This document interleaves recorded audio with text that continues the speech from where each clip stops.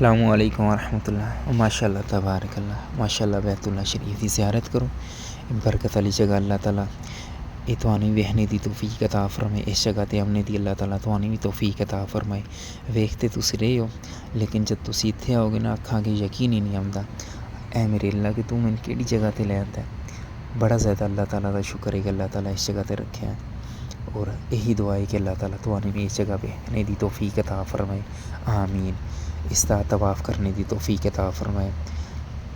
اگر کوئی نویں میرے چینل تے لازمی سبسکرائب کر دیو، میں اسی طرح تو جڑانیاں بیت اللہ شریف دی زیارت کراندا رہاں گا، اور جتنا میں پتہ ہے میں اس کے مطابق بولتا رہاں گا۔ تے اللہ تعالیٰ سے آپ وسلم دی زندگی دے مطابق زندگی گزارنے دی توفیق عطا فرمائے، آمین۔ اور جو بیچارے بیمار ہیں اللہ تعالیٰ انہاں صحت عطا فرمائے، آمین یا رب العالمین۔ اور نال میں کرنا اس تے بخاری شریف ادا تسی ماشاءاللہ وہ بھی سنو اور بیت اللہ شریف دی زیارت کرو، ماشاءاللہ۔ رسول اللہ صلی اللہ علیہ وسلم اپنے اونٹ پر بیٹھے ہوئے تھے اور ایک شخص نے اس کے نکیل تھام رکھی تھی۔ آپ صلی اللہ علیہ وسلم نے پوچھا، یہ کون سا دن ہے؟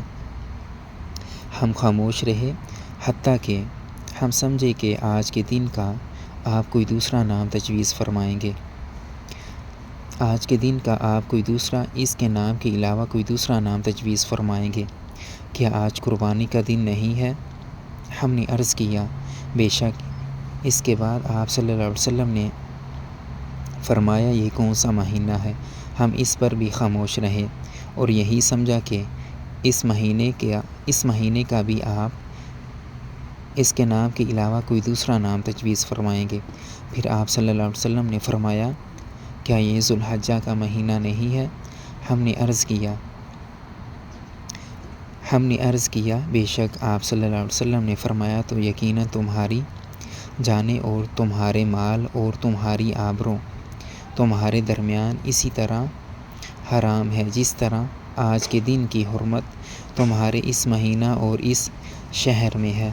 بس جو شخص یہاں حاضر ہے اسے چاہیے کہ غائب کو یہ بات پہنچا دے، کیونکہ ایسا ممکن ہے کہ جو شخص یہاں موجود ہے وہ ایسے شخص کو یہ خبر پہنچا دے